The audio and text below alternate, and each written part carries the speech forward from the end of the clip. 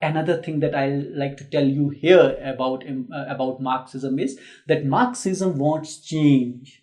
It wants to change the system. Now, if you have read Raymond Williams, in Raymond Williams, this Marxism was an emerging force, an emerging ideology, and it was also oppositional emergent, which believed or said that this capitalist form of government, this democratic form of government is not acceptable to us, is not acceptable to we. We want our own way of living, but we want everyone to change for that. We want to change the system. So what Marxist critics, theorists, philosophers want, they want a changed world. They want a different world. And Russian Revolution was another important example of this, where this Marxism was at its peak and it overthrew the existing system, and socialism became one of the dominant governing force in Russia or in USSR back then, before it was disintegrated later. So that is another aspect of Marxism. So we have had four different important fundamentals of Marxism. It is against capitalism. It fights for a classless society. It is a material philosophy. Fine. And it is an emergent. It's an oppositional theory which believes to change the world, or which struggles to change the world. And between it, inside these fundamentals, there are many other important things that Marxism would tell you. For example, they say that the world goes through consistent class struggle. There is class struggle that exists in our culture, in our society, and it is this class struggle which brings in the progress and change in our human society. You understand? Class struggle, one class fighting against the other, or one class struggling to gain power. Because if it's material thing, as I said, that Marxism is a material philosophy, so it's all about power. It's about gaining the power. It's about gaining the resources. Now, how can we gain power or gain resources? Obviously, we will gain power, we will gain resources by fighting those who have the power and who have the resources. Have-nots fighting against haves in order to get something that they don't have. And the moment they get those things, they become powerful. So there comes progress. So there comes a change. So there comes a revolution. Marxists believed that, early Marxists, even Karl Marx said that when 1789, these are not the words of Karl Marx himself that I am talking about here, but when this revolution of 1789 took place, most of the people believed that was the last revolution in human history. But Karl Marx had said then that human society will go again through another revolution. However, from 1850s up to 1990s, the mainstream philosopher, those who rated highly capitalism or democracy, believed that 1789 revolution was one of the best or greatest or finest things to have happened to the human society. And the governance system, the rule that human being continued or accepted or incorporated in their lives after 1789 was the best. And it was Francis Fukuyama, one of the American philosophers, thinkers, who wrote a book, End of the History and the Last Man. And it was in that book he said that human beings have achieved the best form of governance. So that is the end of the history. We will not have any revolution after this. Socialism, which was supposed, that is Marxism, which was supposed to be one of the greatest opponents of capitalism up to 1990, but the disintegration of USSR, would have been the last nail in the coffin for socialists, for the Marxists. And after that, Fukuyama believed that now world is not going to change. We are the last men. We are the best men. We have achieved the best form of governance, and capitalism is the best form of governance. And now there is not going to be any history, because history comes always through revolutions, through events, through great changes. But if there are not going to be any great change, any revolution, any war, then there is no history. All human beings all over the world are going to accept democracy and capitalism as the best way of governance, and that is it.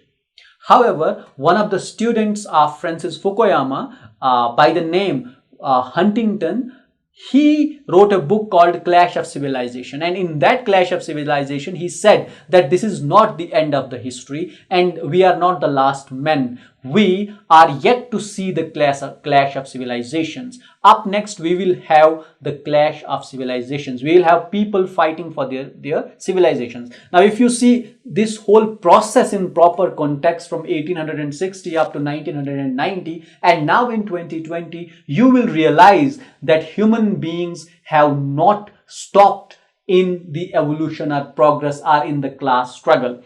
Today, if we are not fighting, in the form of classes as Karl Marx believed, but yes, we are fighting for civilization even in 2020. And these are what Huntington had to say, or Samuel Huntington was saying that this would be the clash of civilization.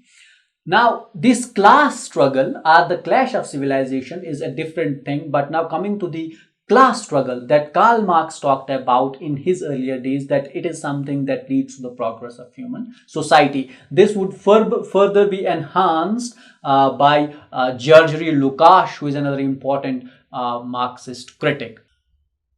Since Marxism is something that wrote in opposition to capitalism, so what is it that they found wanting in capitalist system? And that was again this class struggle. It was the exploitation of workers by the dominant class. They believed that these capitalists, these owners of the resources, they would exploit the working class. And we know how much exploitation of working class took place during 19th century, during Romantic age. You could read Charles Lamb, you could read William Blake, you could read other who are writing in praise of chimney sweepers, about chimney sweepers, and those chimney sweepers was actually the working classes, were those who would work, and how much would they be exploited. And even you could read London, an important poem by William Blake, to understand the exploitation of workers back in those days. Now what Karl Marx says, that this capitalism, what it does, it not only exploits the workers or the working class, but it also alienates them. That is important. Now this concept of alienation is something that you will understand in contemporary context also. What is this alienation of the workers? The alienation of the workers is, there is a worker in the 20th century who is producing something. Fine. But after he produces a particular product, his task is over. He is done. He is never in contact with the customer. Just understand this thing. A productionist, a person who produces a thing, does not know the customer who buys it. His task is only to produce that particular product and give up and hand that product over to the owner. And the skill of this person who is producing a product would be judged by how much profit its owner will earn, not the one who had produced it. Producer is nowhere. Producer is in a kind of an abyss. उसको कोई नहीं जानता है. वो एक मालिक के लिए काम करता है, वो एक चीज बनाता है, वो चीज अपने मालिक को दे देता है और मालिक आगे बेचता है. अब जिसने बनाया उसको पता ही नहीं मेरी चीज के साथ क्या हुआ.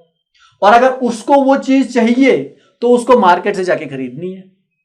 और खरीदनी किस पे है? उस पे जो कीमत उसका मालिक लगा. That is the alienation of the workers and exploitation of the workers that Karl Marx talks about in his theory. And he gives a special term to it, and he calls it reification, which means thingification. Thingification of the workers. The workers are what? They are mere hands, and they have got absolutely no humanitarian values. They have to produce the products and give the products over to the workers, and that's it. These are some of the important aspects or fundamental aspects of Marxism. Now, this is not where Marxism ends. And that is also not a complete introduction to Marxism. That is just a short introduction to Marxism. Now, after these fundamental principles of Marxism, that it is against capitalism, that it fights for a classless society, that it talks in material things, and it talks about class struggle, it talks about the exploitation of workers, there are many more things about Marxism, because down the ages Marxism has had many critics, thinkers, philosophers. For example, we have Terry Eagleton, we have Raymond Williams, we have George Lukács, we have Louis Althusser, and we have many more, Frederick Jameson, who have talked about new things and who have said new things about Marxism, given new concepts and ideas about Marxism, which we will deal in detail in this series of lectures on Marxism. In the next lecture, what we would look upon is that why is Marxism against capitalism? As I said here, that if someone asks you, okay, what is Marxism? Marxism kya hai? So you can say that Marxism has got these 4 or 5 features. 1, it's against capitalism. 2, it fights for a classless society. 3, it's a material philosophy. 4, it believes in historical materialism. 5, it talks about the workers. It believes that the upper society, that the upper class, it exploits the workers. These would be some of the important aspects of Marxism. But then, why is Marxism against this capitalism, or how does class struggle or class system lead to a change in the society? What is historical materialism in detail? And also, one thing that I like to tell you here at the very end of this lecture is about base and superstructure. In the simplest sense of the word, Marxists believe that human society is based on a base and a superstructure. Consists of 2 things, base and superstructure. Base is the modes of production. Base is the modes of production, and superstructure is the reflection of the modes of production. Reflection of base. Therefore, base is static and superstructure is determined. That is the simplest way that Marxists they explain the society. But in the coming lectures, we will again unfold and go through each of these fundamentals and see that why Marxists were against capitalists, what they said about class struggle, what they said about base and superstructure, and all these things will be covered in the coming lectures. That is all we have at your academy for today. I hope that this lecture about introduction of Marxism was helpful for you, and we here at your academy were able to make you understand the basics of Marxism, or were able to introduce the basics of Marxism.